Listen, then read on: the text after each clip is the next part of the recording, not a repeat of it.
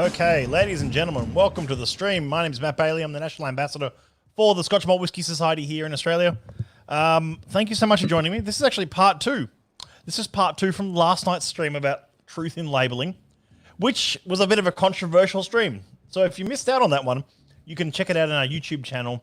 Just search Scotch Malt Whisky Society Australia. It'll come up as probably the first result. It should be the first result. It's not. We don't have a whole lot of subscribers on YouTube, so if you're watching this on YouTube, I really appreciate you hitting the subscribe button there and there. Wait, there. I'll go there, and then if you're watching this on Facebook, which most people do, I really appreciate you tuning on Facebook. We are going to be doing some YouTube exclusive videos, however, coming up in the next few weeks, which is really exciting. So you may as well subscribe to our YouTube channel whilst you're there. So I'd really appreciate that. And I don't want to be one of those YouTubers that says, click the subscribe button, hit the bell icon at every video, because I find that hugely frustrating and hugely irritating. Mark T, good to see you, mate. Hope you're well. I'm going to make sure everyone's here. Just to make sure all the streams are working. What does that say? Okay, here we go. That's working. Cool. Great. So I'm gonna pop this up on the. I'm gonna bring up our second screen, and like I said, I really appreciate you throwing your comments and questions out as we go tonight. Throw any questions you like, and I'll try and answer them. But this is just a fun opportunity for us to go for our nightly live stream, and I'm liking this series idea of doing 1 and 2 parts, or even 3 or 4 parts. Rant part 2. Yeah, Darren, it's kind of part 2 of last night's rant. Because I figured there was things I actually said in last night that I said, when I said them, I said, well, I need to talk about that a bit more. And I didn't get a chance to, because we're going to try and keep these at about 30 minutes. I've had a lot of good feedback. The length of the streams at about 30 is about the length of a television episode. So an opportunity for you to have a chat and for us to join us. On the Friday night ones, we didn't do one last Friday night, but on our Friday night streams, they're generally a bit longer than normally a couple of hours. And that's when all the members can come together. I think we're going to do something very special for the Friday night one actually coming up. I don't know if it's going to be this Friday. If I get all my ducks lined up in a row, we can.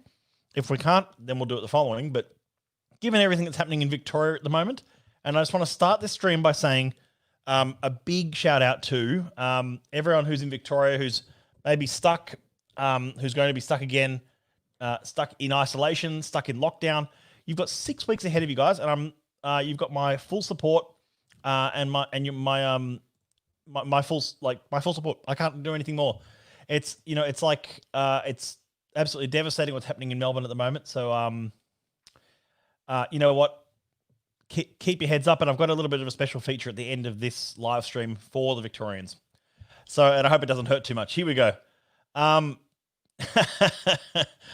way it should be. Yeah, exactly. Okay, so here we go. I'm gonna I'll bring up my second screen here so you can see what I'm talking about. Bear with me whilst I set this up. Okay.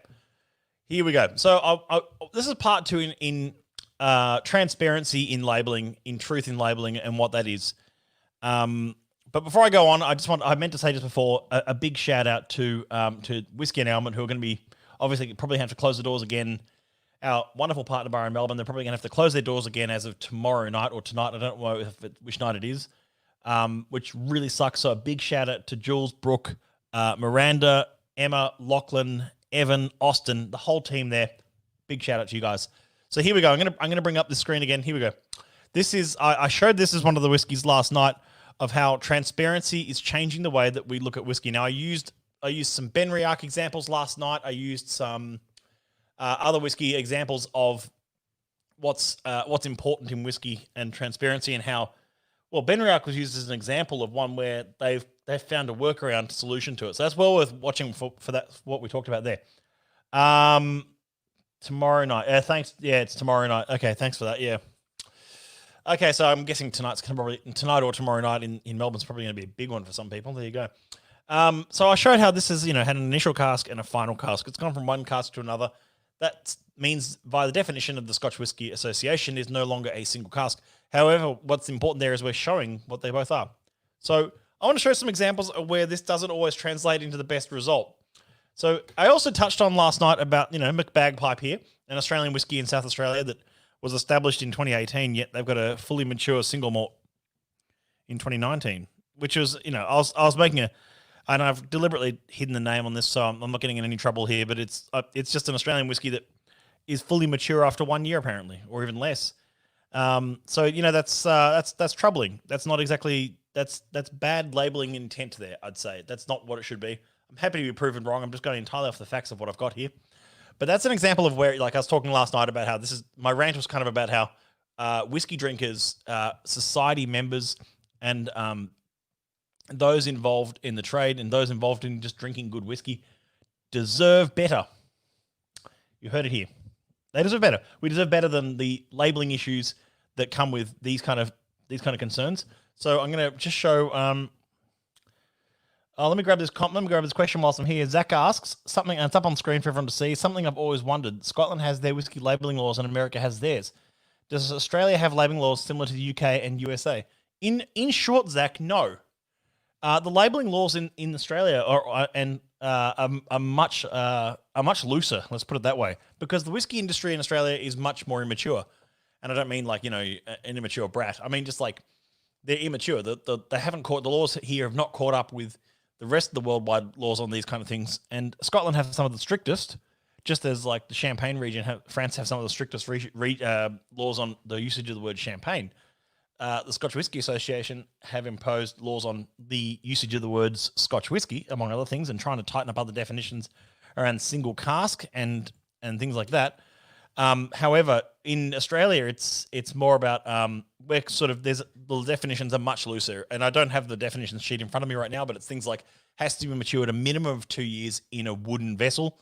It doesn't even specify oak, which is why some distillers have messed around with things like red gum and ash, often to varying results of success, and I'd say varying on the side of not good. That's subjective. So you'll I wish to watch this. Thanks so much. That's a cool comment. I'm going to put that up on screen. There you go. I wish to watch this. So Zach, So no, we don't have similar labeling laws to the UK and USA at all. The UK is much stricter than the USA in many ways, and Australia is much more relaxed even than the USA. So it's in terms of labeling it. I mean, it has to be called whiskey in Australia. It has to be 2 years minimum in oak, not in oak. Sorry, let me correct that. In wood. And some people have found ways of innovating around that, and rules are good for rules' sake, and sometimes it's good for innovation, sometimes it's good for protection, appellation, but it's not really. And there's there's pros and cons to both, but I'll get to that. That could be part 3 maybe. Joey says the SWA can take action against incorrect labeling here. Yes, well, yes they can, but they'll take it against the source, not locally. They don't have any regulation in Australia per se, but if they saw a distributor of their brand in Australia bottling up or tampering with their brand, then they would intervene and maybe short supply or slap them with a fine or something. I remember they took action against someone unlawfully calling crappy whiskey made here Scotch. Yeah, well, that was an example of one where that's protectionism of Scotch whiskey, and I think that's actually a good thing in terms of keeping that keeping those protections in place. I think that's really important. So I'm going to go back to my little presentation here, and it's not something I'm going to plan to do every night. We can just do a normal live stream some nights and have interviews as we've been doing last few weeks as well. So here we go, and then I mentioned McBagpipes, or I've already got there. Now, talking of American whiskey, now this is what I mean by the difference of what's happening around the world. Here we have Michter's. I'm sure a lot of you have heard of Michter's by now. It's quite a popular bourbon. They make rye, bourbon, sour mash, American unblended malt whiskey, I think. As of right now, none of what you're tasting of these Michter's bourbons are from a distillery called Michter's. I mean, you can go to Michter's distillery; they can show you around, but the spirit that you're tasting here has all been distilled and matured elsewhere. Michter's is in this case the brand, and this is not unique to Michter's, by the way. This is quite so it's not, and I'm not making any comment on the quality of their product. I'm just saying what they make here is not something. It's a brand that used to exist many years ago. I don't know enough about Michter's to tell you the full brand story, and it's not really my role. But it's sort of like it's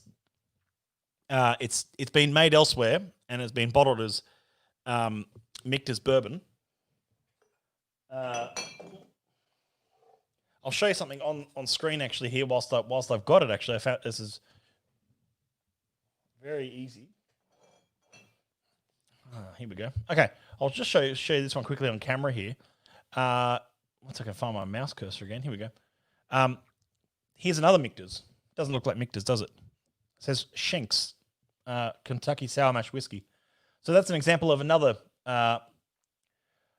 It says on the back here. In fact, I can tell you right now. It says on the back, bottled by Michter's Distillery. It doesn't say distilled by because that's incorrect. It's bottled by, and so they have these different brands and different ways of using that brand. It's mostly MGP Spirit, which is Midwest Grain Products, which is the biggest distillery in America. And it's a distillery a bit like it's a distillery in the States. It's a grain processing distillery. It's massive, and it accounts for a huge amount of usage of that spirit in different ways. That neutral grain spirit is used in different vodkas, different gins, different whiskeys, all sorts of things like that. Let's say it's number 1 in the USA. Well, it must be true then. Yeah, sorry, Zach, I just saw your comment. I'm just saying about that, talking about that now. I think Michter's and a lot of other bourbon brands are distilled at MGP in Indiana. That makes some great stuff. Look, Zach, you're completely right. MGP makes some very solid spirit. It's just that I think a lot of consumers could be a little bit misled by that sometimes, especially if they're outside of the nerd circles of people who like to research this stuff like I do. Very happily on a swing tag. Yeah, it's the number 1 in the USA. There you go. Mark says it's a bit like when CUB, which is Carlton United Breweries, for those playing at home, make Cascade beer under license on the mainland instead of Hobart. Exactly, Mark. It's not too dissimilar to that. It's also not too dissimilar to examples what's another example would be, oh look, it happens in the wine world as well, where winery brands that don't actually make wine, it's gypsy distilling, gypsy winemaking, gypsy brewing. And that's fine. There's not a problem with that. I have no problem with gypsy brewing or gypsy distilling, but as long as it's not trying to be something it's not, if that makes sense. Don't write, Michter's don't write this, but some might get away with writing distilled by Michter's or something when it's clearly not. So let me go back to my presentation here for a moment. Presentation. I keep calling it a presentation. It's just a live stream. Okay. Another good example of that is an island where, you've got Teeling, which is not, there's no such thing. Well, there is now. There is a Teeling distillery being built at the moment, or it's just been built. It's only a year old or something. I haven't kept up with them, but everything that's in that bottle there, which is a modern bottle of Teeling, is not. It all comes from Cooley, or mostly Cooley. So there you go. And that's not a problem. I've got no problem with these things existing where they actually have a different brand. But again, transparency and labeling is quite important, and that people will enjoy that. But if they were going over to taste a handful of Teeling or something, they might be a bit disappointed because it's a handful of Cooley. And that's fine. Now here's an example. Here's a fun one, actually. This is an example where sometimes whiskeys get banned for what they put on the label. Now, this is an interesting example. Templeton Rye was a whiskey that was actually banned. They got a big slap on the wrist and told to withdraw all stock because now it says Signature Reserve. I can't seem to find an image of the original label. I know I used to have one a long time ago, and it's a I'm going to say middle of the road kind of rye whiskey. Nothing spectacular, nothing bad, but it's a 40% ABV rye, so nothing to get too excited by. But what it is, it's a now they put an age statement on it, which is very brave. And they also have what they used to have, however, used to say prohibition recipe, or pre-prohibition recipe. Sorry. So it used to be, like this is, and there's no way of proving that it was. It was just it wasn't their spirit to begin with. This is MGP product as well. So this is MGP Indiana spirit as well, but they used to write on the label in the early days. It used to say in their first releases, pre-prohibition style or recipe. I can't remember the exact wording, but they got in trouble for it because there's nothing pre-prohibition about it. It was a modern rye made at a modern distillery in modern Indiana. There you go. A question from 4 years. Sorry, James, I'm out of touch then, clearly. There you go. It's 4 years. Question from Irina. Will Teeling continues Coolies even though their distillery is up and running? Well, they are at the moment, Irina, but I don't think they will continue to. No, I think they'll just bottle their own spirit moving forward, which would make sense as they've got that Teeling brand and that's what they're looking to develop. But I'm using this as a labeling example. I'm not passing judgment on their spirit or anything. Although I will pass judgment on Templeton. It's not very good. Anyway, you didn't hear that from me. But it's an okay rye. It's just it's a good for a mixer. But that's an example of where one was it was a product that was banned for a while. It had to be removed from shelves. So those early bottlings are probably worth quite a bit these days. I drank mine. It's long gone. It wasn't very good. I mixed it in with mostly cocktails, and it was a bit of fun. But this is what's important in labeling is understanding where it comes from. I think at the very start should be what it is. When you buy a bottle of Glenmorangie, when you buy a bottle of Arran, when you buy a bottle of Bruichladdich, when you buy a bottle of Glenfarclas, whatever it is, that comes from that distillery. All the spirit in that bottle comes from that distillery. That's a good starting point. And then there's blended whiskies and, of course, and other things where it's a blend of lots of distilleries, and they can change that recipe at any time, as many distilleries have, as Monkey Shoulder have. They've changed the recipe over time. There's no problem with that, but of course that's a blended whiskey. However, if you're starting to sell single malts and ryes and bourbons from distilleries that don't actually exist, that's I find that a bit disingenuous. A bit like our mate over at where is he? Our mate over at McBagpipe Distillery. As I said before, it's whiskey drinkers deserve better to understand what they're drinking and what's in their glass. So that's my hot take tonight. And that's sort of part two. I just want to expand on some of these things. Now, it's not just banned labels and banned releases. Let's delve a bit deeper here. I want to show you something else here. So in some whiskey circles, here we go. Now, I saw this one online the other day. This is a single cask from a Taiwanese distillery. We actually really love these guys. They've supplied us some lovely whiskeys. Keep an eye out for Distillery 139 every so often in an outturn. We've had three actually, sorry. And they've been unbelievable whiskies. Truly fantastic hand-picked casks by the panel from this distillery. On the label, however, it says there, in this case, it's a sherry cask. I know that photo doesn't really do the colour of that whiskey justice. I can't really zoom out on this one. That's the normal size. It says non-chill filtered. Okay, that's fine. Natural colour. Now, this distillery is renowned for using Paxaret in their casks, and they use that as it's a 1/5 and one what's the word for it? 1/3 and 1/5 breakdown of a fortified to actually juice up the spirit a bit if you like, and that's fine. I've got no problem with that. But what I have a problem with is calling it. Is that now natural color? It's look, it adds Paxaret is made by it's adding the Vino de Color to a blend of Oloroso, Pedro Jimenez, and wine, and it can be it's fortified around 20% ABV, but it's I don't know. Is that and I'd love to hear your comments on this. Is that now still natural color? Does Paxaret influenced casks impact color? At what point is natural color? I mean, that's not protected by SWA, so they could write whatever they like, and that's fine. However, what is interesting to see is that it says that rather than it just being a bit sort of more transparent with what it is.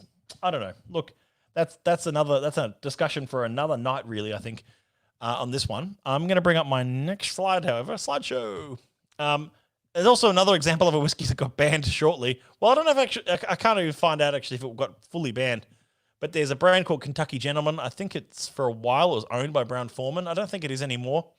And it was a very, very cheap, like proper bottom shelf Kentucky straight bourbon whiskey. It says there. So that's and that was an example of where they had issues with finding out that there were cancerous properties in the spirit, and there was something that was accidentally being added to the spirit, and it was not of good health to drink. So, which sounds like something that you'd spend $22 on.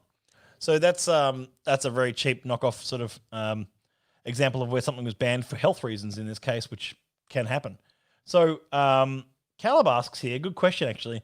Kilkerran would fall into a slightly different category since they do say distilled at Glengyle Distillery. Yes, but that's exactly the point, Caleb. It does say on the bottles of Kilkerran distilled at Glengyle Distillery, and it's quite easily readable on the front. It's part of the label. Kilkerran is their sort of their brand for it. It's a bit like some distilleries like if you look at like Glenmorangie Nectar Ore, it's their Exotones finished whiskey, lovely whiskey, mind you. The main feature on the box when you get it says Nectar d'Or, and it's on the box, and then it's like Glenmorangie underneath that. So it's a bit similar to that. They're sort of like their hallmark in that case is Kilkerran, and then the small font is at Glengyle Distillery. I think Kilkerran carries a stronger name personally than Glengyle. There's a lot of Glens. I think if it was just called Glengyle, it'd be like, yes, it's called Glengyle Distillery, and it's got history and it's all that kind of stuff. And the history of Glengyle Distillery is quite fascinating. But I think that it's a case of them relying on the Kilkerran name, which is great, which is I think the name of the church. I can't remember off the top of my head. I'm not here to talk about Glengyle.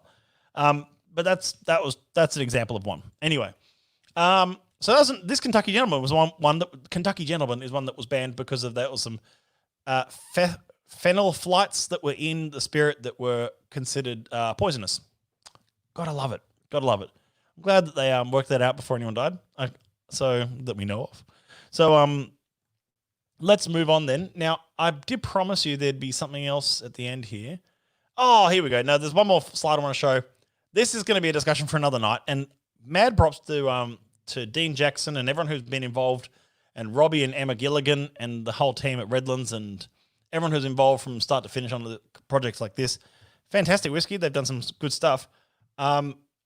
This is where wording starts to get a bit fuzzy, however, and this is a discussion for another night, perhaps. So it's a Redlands distillery, which was true back then. They can't call it that anymore. There's been changes. Won't talk about that right now. Single malt whiskey, great.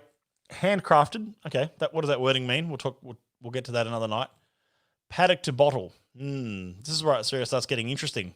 Paddock to bottle. What does that mean? So does that mean that the casks were coopered and made on site? I don't think so.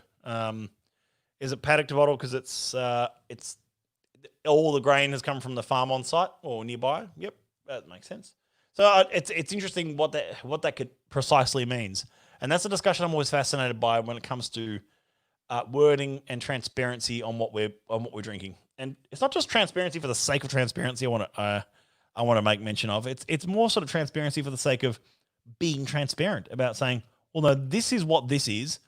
We need to be better as a whiskey industry in labeling and make it make it something that we are doing better at for whiskey consumers being interested in what we're doing. And I think it's really interesting because, like I said, I'm not speaking of the quality of what's in that bottle. I've got a mad respect for Dean Jackson. He's a good friend of mine. Robbie and Emma, of course, and the whole team, everyone who's been involved with Old Kempton, with Redlands, and now Dean's over at Spring Bay doing great stuff, and Derwent Distillery, which is Robbie and Emma's project these days. They're lovely people, and they make great whiskey. I'm just saying that we need better. We need to do better, I think, as the industry learns, as the industry moves forward, in being better. Harry. Okay. Darren asks, with regard to colour, would not recharring or using any wine-based cask affect colour, hence making them non-natural colour? I'm happy with simply not adding artificial material that only affects colour, not flavour, if that makes sense. Darren, that's exactly a really good point, because it's kind of like, wine casks impart a darker colour, sherry casks, fortified casks even darker again. Bourbon casks are generally speaking, it does things change, but generally speaking, straight bourbon casks can be a bit lighter in colour. Recharred hoggies can be quite dark. Sherry casks can be dark, as I said. The colour is imparted from the previous influence of the spirit and the wood itself. It's a combination, and it's however, Paxaret isn't required for. I mean, surely you don't need Paxaret to actually impart that colour. There's going to be colour imparted already, but you want to make it darker and bolder and richer and older looking, then you need it. Nick says, yeah, they should just be more specific. Maybe distillery grown barley. That'd make more sense. I mean, I'd be happy even with just like the barley strain that they're using. I mean, I've got nothing. Like I said, it's not a comment of the spirit itself. It's just interesting to see where we're going, where this wording like this paddock to bottle is changing, and is it changing for the better or for the worse, and who's doing what and why are we doing it? It's so mad props. Now, as I said, I want to show some slides now from what this day was, if you like. This was like we're under a year. Sorry, we're in July now. These are photos from September. These are photos from September last year. This is the gathering. This is the first big gathering the society did. The reason I'm showing these photos is because, 4 or 5 hours ago, Victorian Premier Dan Andrews has closed the state for 6 weeks. It's back into lockdown. No in or out, no flights, all that kind of stuff. And it dawned on me today that the next gathering we do, which is coming up this year, which we are still doing this year, is more likely to be elsewhere that is not Victoria. But depending on the rest of the states around Australia, we will probably be, could very well be completely virtual this year. And I've got no problem with that. We're really looking forward to doing that.